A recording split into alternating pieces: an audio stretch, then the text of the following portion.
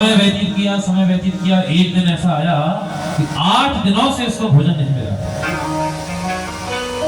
चुपचाप किसी गांव में रात के समय पहुंचा, गांव के बाहर।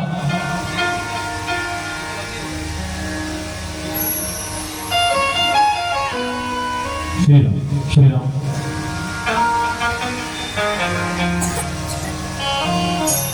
एक गांव में पहुंचा, उस गांव के बाहर शंकर जी का मंदिर था। दिन था महाशिवरात्रि। कौन सा है? महाशिवरात्रि का पर्व था।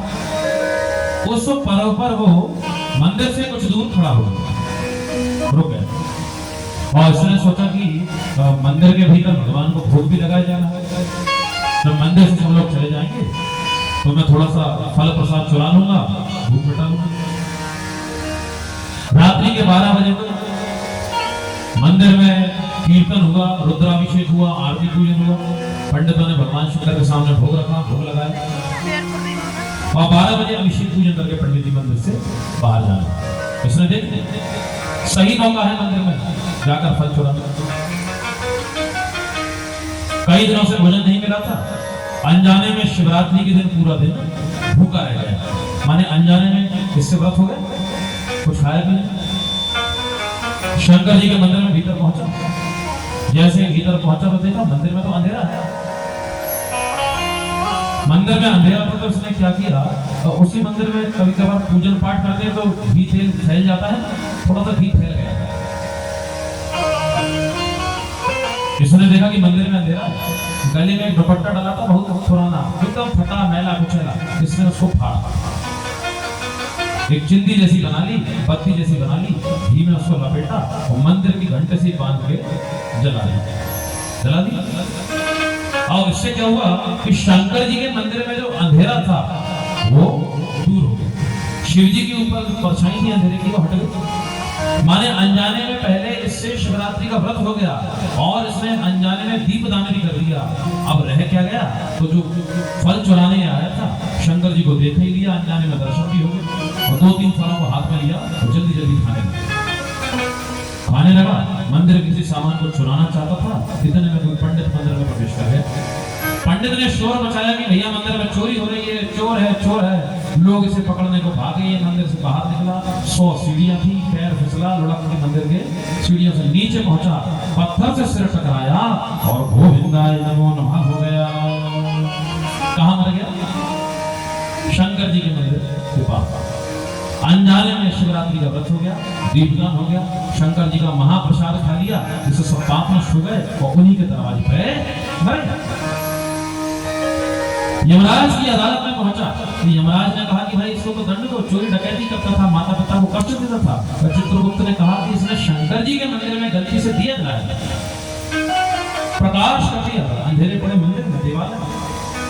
तो यमराज ने कहा इसका फल यह है कि जो मनुष्य भगवान शिव के मंदिर में दीपदान एक बार भी जीवन में निस्वार्थ भाव से कर देता है, उसे राजा का पुत्र बनाया जाता है। अब ये पृथ्वी पर काशी बनारस में अरिंदम का पुत्र दम होगा। महाराज अरिंदम का पुत्र दम होगा। क्या नाम हुआ? दम। लेकिन पूर्व जन्म का इसको सब याद रहा, कितना पाप करने के बाद भी गलती से दीपदान किया और ये बन गया। जब ये राजा बन गया तो इसने पूरे राज्य में घोषणा करा दी, किसी भी प्रकार के काम को शाम के समय कोई नहीं करेगा। जितने भी मंदिर हैं, हर एक मंदिर में बस दीपदान करना है। शिव पुराण कह रही है, शिव पुराण में लिखा है ये दम नाम का राजा जो पूर्व जन्म में गुणनिधि था, ये इस जन्म में दूसरा कोई काम नहीं करता था, बस दिन भर भगवान शिव के लिए दीपक बनाता और जहां कहीं मंदिरों में अंधेरा रहता था वहां पर जाके दीपदान करता। एक ही काम उसने जीवन भर किया, ना कोई गुरु दीक्षा ली, ना कोई मंत्र लिया, ना कोई तीर्थ गया, बस शाम को जाए और दीपक लगाता है।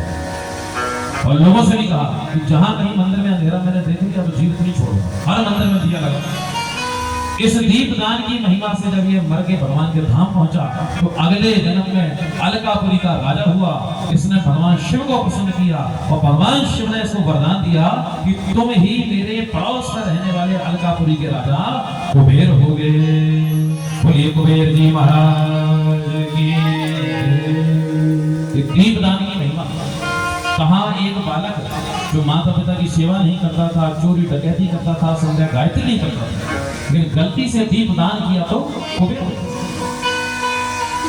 अगर आप कुछ नहीं जानते, मैं सच्ची बात कहूं, एक नियम बना लीजिए कि संध्या के समय शंकर जी के मंदिर में जाइए और केवल एक दिया लगाइए बस।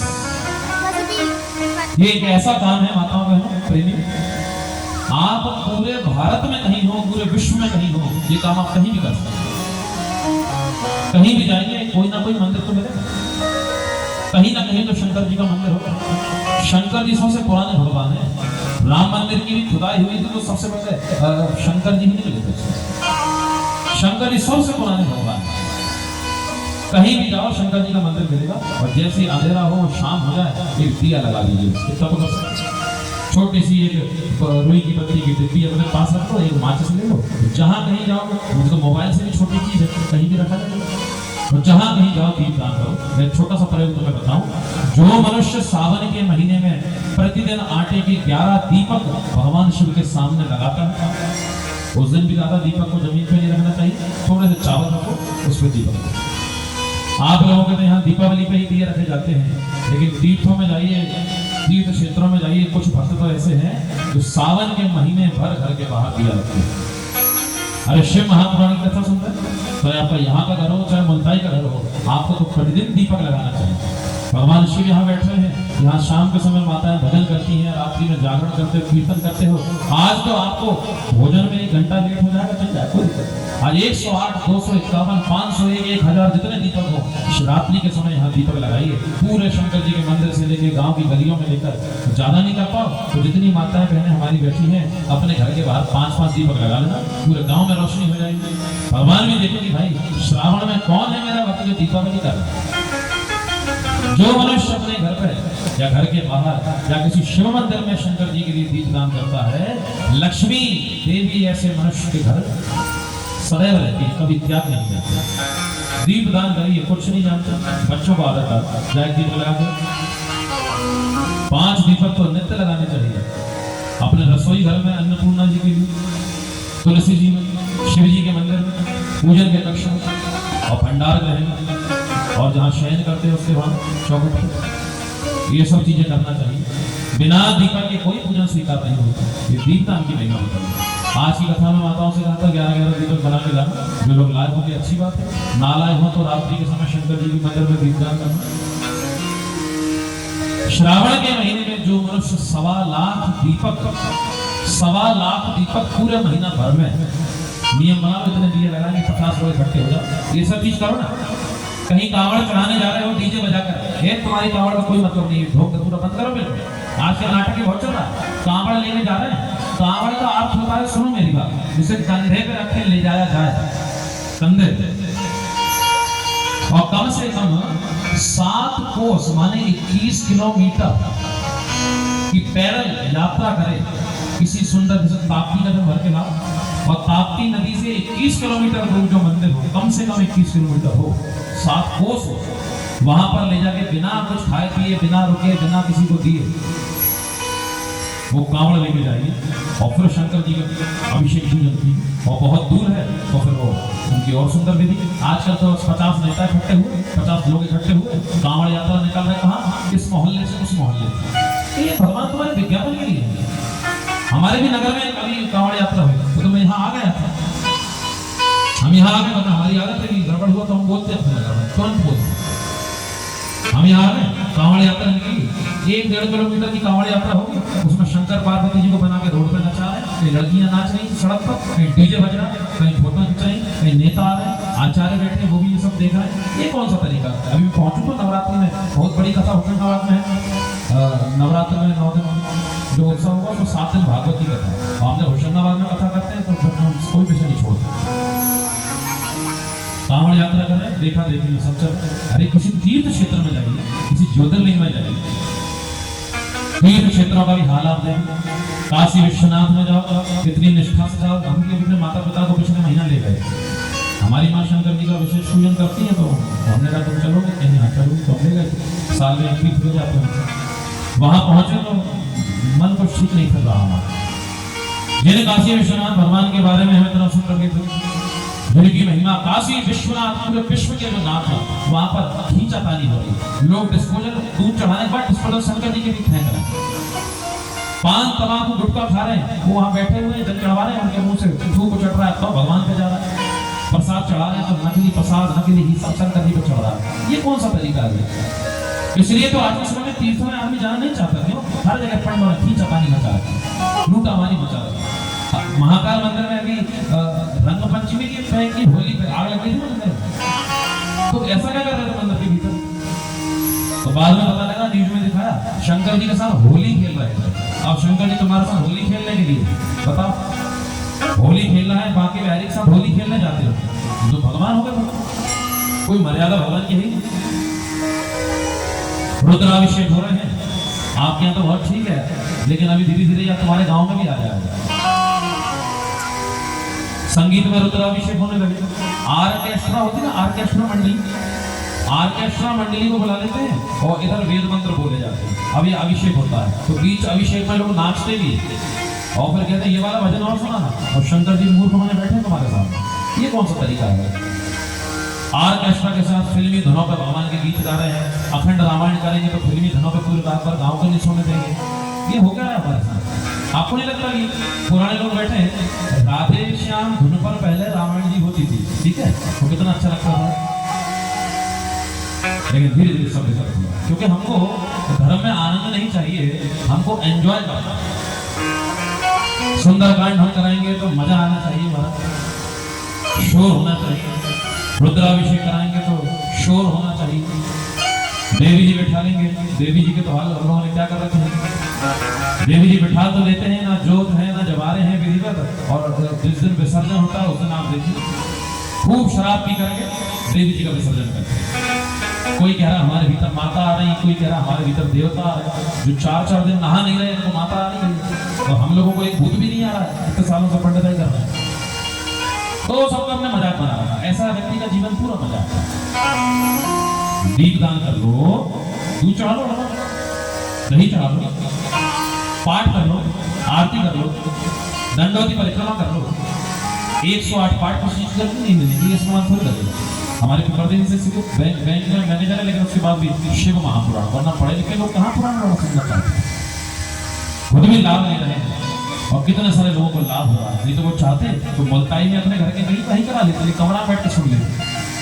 लेकिन ये बात कहीं ना कहीं कही गई है कि जब भी कुछ मीठा लेकर आओ तो अकेले मत खाओ, और जब भी कथा सुनो तो अकेले मत सुनो। कथा करो और मिठाई खाओ तो सबको बांट करके ही ग्रहण करना चाहिए। शिव महापुराण में शंकर जी कह रहे हैं, हे देवी, जो मनुष्य मेरे मंदिर में अंधेरे मंदिर में 2 काम कर रहे हो। किसी मंदिर में गंदगी रहती हो, साफ सफाई ना रहती हो, तो हर शनिवार इतवार या अमावस्या के दिन जाके खूब अपने हाथों से सफाई करो। कपड़ों को अस्ती के ऊपर करो और खूब बढ़िया सुंदर सफाई करो। ऐसा करने वाले व्यक्ति का राहु केतु उसे कभी कष्ट नहीं देता। और शंकर जी के मंदिर में जितना हो सके दीप दान करिए, अधिक से अधिक दीप दान करिए, जितना हो सके दीपक लगाओ। आज कुछ लोग बना के लाए हो तो अच्छी बात है, नहीं लाए हो तो भाई कल एकादशी, परसों भी कथा तब कर लीजिए। 2-3 दिन चौथा दिन है ना, 3 दिन और बचेगा। कल की तो बड़ी सुंदर तिथि आपकी कथा में पड़ रही है, जिसका नाम है एकादशी। आइए 2 मिनट एकादशी के विषय में सुन लो। यहाँ पर अगर जो लोग एकादशी करने वाले बैठे हैं, बहुत अच्छी बात है। जो नहीं करते हो कोई बात नहीं, कल की एकादशी जरूर करना। कल की एकादशी का नाम है पुत्रदा एकादशी। 8 साल के बच्चे से लेकर 80 साल तक के बूढ़े को एकादशी करनी चाहिए। ठीक ठीक। एकादशी के दिन जो मनुष्य अन्न खाता है उसे मांस खाने का दोष लगता है, क्योंकि एकादशी के दिन अन्न में पाप वास करता है। ठीक है, अन्न मत खाओ, तुमसे नहीं रह जाता। 1 बार की जगह 2 बार फलाहार करो, 4 बार करो, 6 बार फलाहार करो, अन्न मत खाओ। एकादशी का नियम यह है कि 1 दिन पहले दशमी, जैसे आज है ना, कुछ लोगों ने आज भी एकादशी मानी है। मैं क्लियर करूं थोड़ा। कई बार होता है माताओं 2-2 एकादशी पड़ जाती हैं, जैसे इस बार भी हो गई। तो लोग पूछते हैं कि अभी पहली वाली रखेंगे बाद वाली। आप ज्यादा भ्रमित मत होइए। आप तो इतना कीजिए कि दूसरी वाली एकादशी को ही ग्रहण करेंगे, बस इतना नियम बना। कारण बताएं, पता पहली वाली जो एकादशी पड़ती है उसमें एकादशी के साथ दशमी मिली होती है। दशमी तिथि 10 और 11 दोनों तिथि मिली रहती है। और जो मनुष्य दशमी युक्त एकादशी कर लेता है उसकी अभी तक की हुई सब एकादशी नष्ट हो जाती है।